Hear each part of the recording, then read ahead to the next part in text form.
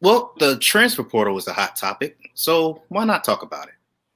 I think um I think guys need to really consider that the transfer portal is not just something to where you really got to think through your decision when you go into the transfer portal because it could dictate your not just how your college career ends, but it could dictate how your how a potential pro career can go.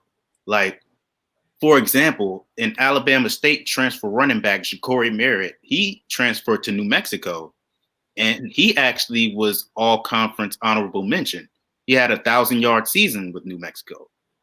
Jacob Roberts, who came from North Carolina A&T, the linebacker, he went to Wake Forest, and he had himself a nice season. And he is into the draft, and he could potentially get himself potentially an undrafted free agent look, or maybe even get selected in the later rounds because he had a great season with Wake Forest.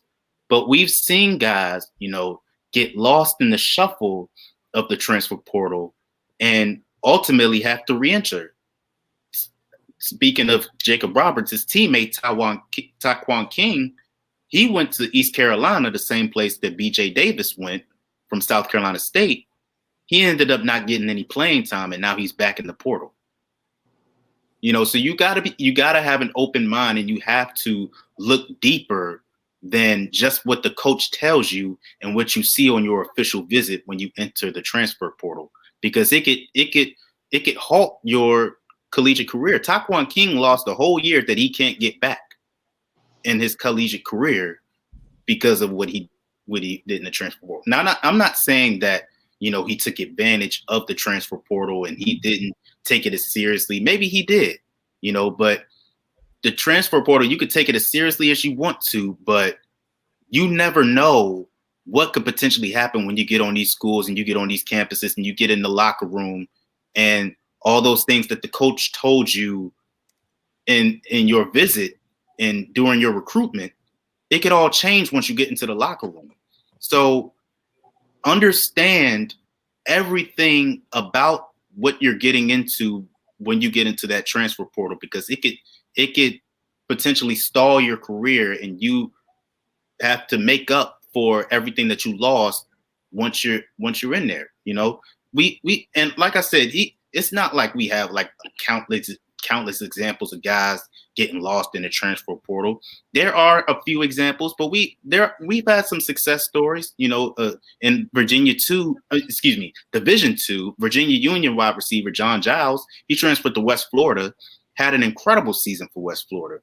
Potentially put some eyes on him that he maybe didn't have at a run heavy Virginia Union offense. We've had names escape me right now, but we've had about the biggest example, Shador Sanders. Even though Colorado's season didn't end the way it wanted to, Shador Sanders' draft stock went exponentially higher, almost saddeningly higher than it would have if he had stayed at Jackson State.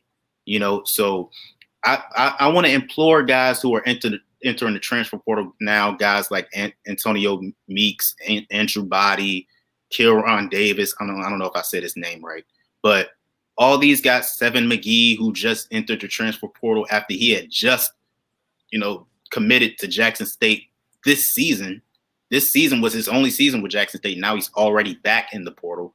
I want to implore those guys to please understand the risks that you could potentially face going into the transfer portal, because you do not deserve to have your career halted or the course of your career changed as a result of any decision that you make in the transfer portal.